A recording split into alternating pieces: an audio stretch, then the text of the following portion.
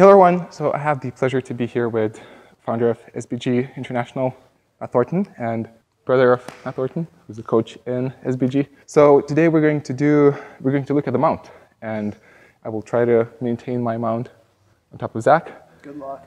I will suck very bad at that, although I'll try very hard.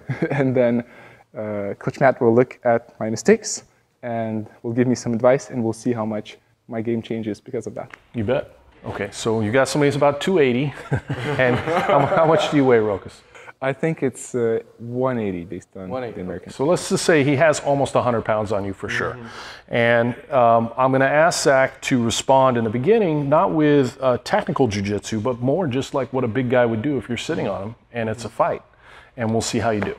Great. Okay, so go ahead and lay down, Zach. You get mount off a takedown somehow. And I'm going to have Zach respond the way a big, aggressive, angry person would respond if you're sitting on him that, maybe is not technically trained. And I just want you to try and stay on top, okay? Go ahead.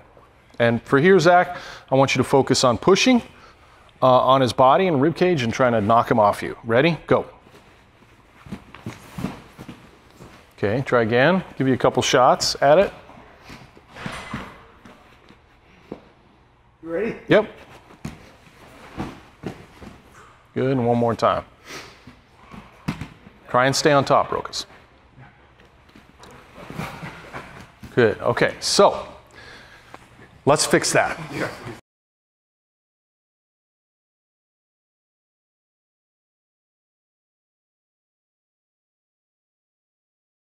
And so now you should be able to stay on top pretty well with somebody who's just trying to throw you off and roll you. So we'll do one more round. We'll put it all together. I'll let him use any of those movements he can to try and throw you off and roll you. And we'll actually see if we can do about a minute, 2 minutes. Okay, you ready? Yeah. I'm just gonna give Zach, his instructions are to use big guy moves and roll you. His only way to not get out, in other words, he's not doing the elbow knee escape. He can roll you or push you off. Okay, ready? Stay relaxed. Go.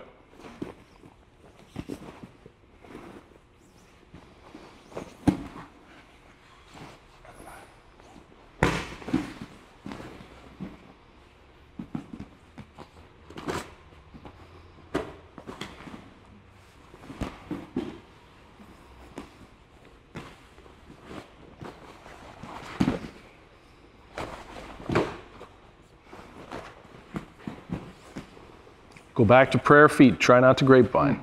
Good.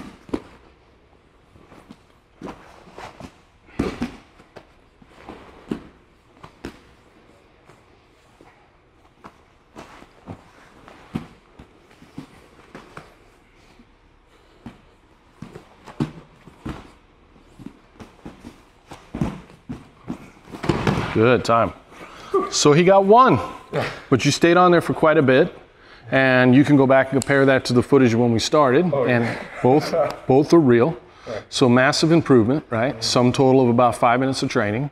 So, you just add it up and put in the time and do the rounds, and you can see where you can go. Well, yeah, that's very impressive. I'd say. I mean, it's what was interesting for me to observe is when I just started getting into functional martial arts, having done so much of Aikido, being good there, I felt like I'm broken, and like whatever I was trained, I was like, oh, probably something is wrong with me. I'll never learn it. But I think that was due to partly bad coaching and that I experienced in the past. And it's so interesting because I did try to keep my mount here, like really, and as soon as I got thrown off 10 times in 10 seconds, I thought, okay, that tells something about me. It's like that means I'm just bad. I'm just not good. But it's just amazing to see how much changes when the right training and the right knowledge is added. It's like really impressive. Yeah. One of the major fallacies about martial arts that drives me crazy, and I used to hear it all the time in the Jeet Kune Do community, and it was a rationalization for bad coaching and bullshit martial arts, was some people are fighters and some people aren't fighters. I used to hear that all the time from the top coaches. I mean, the top of that culture. And that was a common theme, and that's what they would use to rationalize the fact that most people couldn't do the stuff they were teaching. That is 100% bullshit. And anybody that comes into our gym that has normative skills, they can walk, They would be capable of swimming or playing basketball.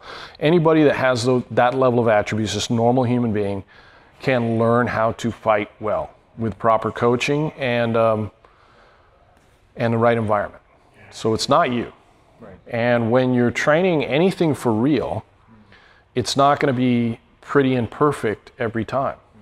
And you can think about any sport, right? Anything that you do in life. It doesn't look like fantasy-based martial arts look when they do them, because that's not what a fight looks like. And the thing about jiu-jitsu works so well that to defend against it realistically, once the person has a fairly decent level of skill, Zach's a purple belt. So at the level that he's playing the game right now, you pretty much have to have also some jiu-jitsu or MMA or wrestling.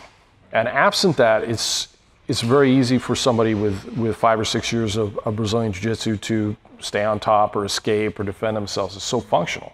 And that's why in a very short period of time, it really becomes people's mindset, and everything changes, and it becomes Jiu-Jitsu versus Jiu-Jitsu. So he's thinking about his performance against other people that are purple and brown and black belts, not against what it would be like to sit on some guy his size who's a white belt. Because honestly, at a certain point, it becomes too easy. But it's not that way because he's practiced a form over and over again, or he's been given some secret kata. It's that way because he's spent years doing what you just did and failing over and over and over again and getting smashed in class and thinking, man, I must suck and this and that. No, you're a white belt and they're a blue belt or a purple belt, which in jiu-jitsu means years. This person's been training 2 or 3 years, and in jiu-jitsu, 2 or 3 years makes a huge difference, especially when you're beginning. Right? That's 2 or 3 years of mat time that you don't have.